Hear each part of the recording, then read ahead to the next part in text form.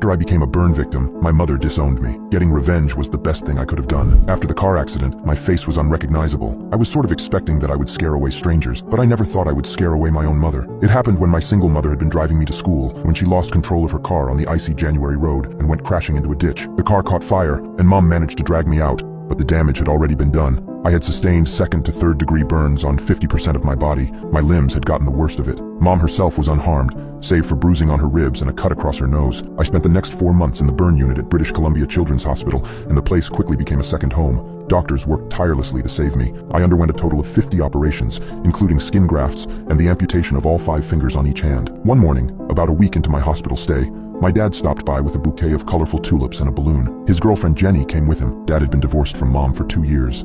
"Daddy, why doesn't Mommy come see me?" I asked. My words were garbled, given I could barely move my burned lips, but Dad seemed to understand.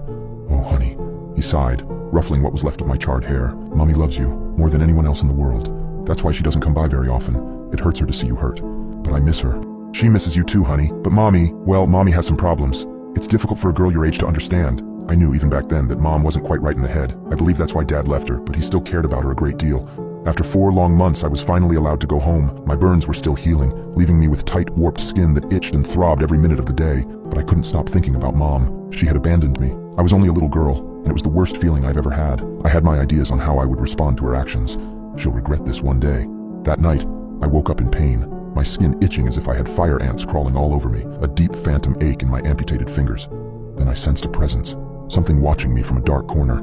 It didn't feel malevolent, but it made my spine tingle. Glancing nervously over my shoulder, I was shocked to see a dark figure standing in a corner. It was a little girl, no older than myself. She wore a yellow t-shirt and flowery pink shorts. She was grotesquely deformed. Her flesh appeared to be melting off her body, hanging in heavy folds and bags. It was blackened in areas, pink and raw in others. She was completely bald, and not only that, but her scalp had been charred away, revealing a pearl-white skull beneath. Her eyes were impossibly large, lacking eyelids, and had such heavy cataracts her pupils were invisible. Her arms were shriveled and curled up grotesquely at her sides, but the worst part was her mouth. Her lower jaw hung down at an impossible angle and seemed to have fused to her chest, leaving her face in a permanent scream. I had never seen anything so horrible in my life, but before I could make a sound, the girl raised a shriveled hand and brought it to her gaping mouth, as if trying to shush me. It appeared she was trying to speak, but her frozen jaw made that physically impossible. She placed her hand on my shoulder, and when I forced myself to look into her eyes, I saw compassion. I saw love. "Who are you?" I whimpered. She gently pushed me back into a reclining position, tucked the covers around my scarred, wounded body, and smoothed back my hair.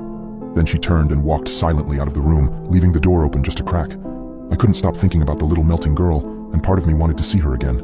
Days later, I returned to school. My friends were all delighted to have me back, but many kids avoided me, and some were downright mean. 3 years passed, and I made remarkable progress. I began walking again, and my burns healed better than my doctors expected. By then, I had mostly forgotten about the little melting girl. Around that time, I was entering puberty, which can cripple the self-esteem of even the most beautiful girls. As well as my injuries had healed, I still had a lot of scarring and was missing my left breast. My appearance made me a prime target for bullying. One day, when I was walking home from school, a group of older girls followed me home and threw rocks at me. I ran into the house, crying, and shut myself in my room. I sobbed for over an hour, feeling like a total freak, hideous and unlovable. As I lay on my bed, face buried in a pillow, I felt a hand smooth back my hair. It was the melting girl. She still wore the same outfit and hadn't aged a bit. Her appearance wasn't nearly as shocking the second time around, but I couldn't stifle a frightened squeal. "It's you," I gasped. "What are you doing here?" The melting girl walked over to my desk and scribbled something on a sheet of notebook paper. She held it up so that I could read. "Kids can be cruel," it said. "I'm so ugly," I whimpered. "I'm a monster." She shook her head, then jotted down a second note. "A few scars mean nothing. You've got beautiful blue eyes, gorgeous, shiny golden hair, and the perfect bone structure. You are amazing." I suddenly felt pretty bad for sobbing over my own deformities to this girl who barely looked human anymore. "Are you just saying that to make me feel better?" She shook her head, then placed her hand over her heart. "Who are you?" I demanded. "Are you a ghost?" Once again, she left my room without a word. I tried chasing after her, but she was gone. After searching the house top to bottom, I figured she must be a ghost, and that she had died in the fire that warped her appearance. But who was she? What had happened? Why did only I see her? Did she have something to do with my mom? The following day after school, I decided to speak to my dad. I told him that I wanted to ask him a question about Mom.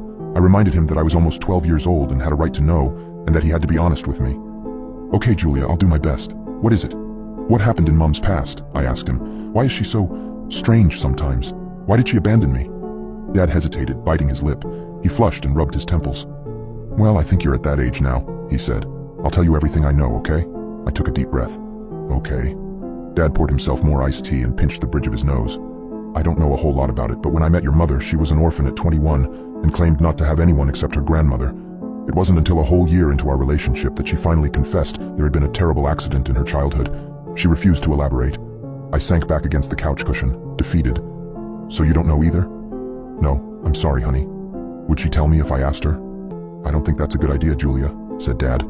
Jenny, sitting next to me on the couch, nodded, and so, for the time being, I listened to him. But after 5 years passed, I saw the melting girl again. At 16, my confidence had improved. I had friends and good grades. That said, I still had to deal with bullies on a regular basis. But now I could stand up for myself. One day at lunch, my friends and I were discussing the upcoming school dance and what we would wear. Rachel Newton, one of the resident mean girls, sneered at me as she and her friends walked by. You better not wear anything too short, Crispy. Nobody wants to look at your ugly legs. I was sick of it. You're such a freak, Rachel, I snapped. Ever considered seeking professional help? She scowled. I'm the freak. Ever considered plastic surgery? It would make looking at you so much easier. I punched her in the nose. She began screaming as if I just gutted her with a butcher knife, alerting a teacher. She sent me to the principal's office, and while Mrs. Radcliffe was sympathetic, she made me clean up trash and punishment. Later that day, as I was doing so, Rachel showed up again. Julia? Rachel's nose was purple and swollen, dried blood crusting her nostrils. I don't think picking up garbage is punishment enough, Crispy. Rachel brought her foot down on my back, pinning me in place. I began thrashing beneath Rachel's foot, trying to throw off her balance. Dirt filled my mouth. My spine felt seconds away from snapping. I sensed Rachel's fury, her intent on hurting me.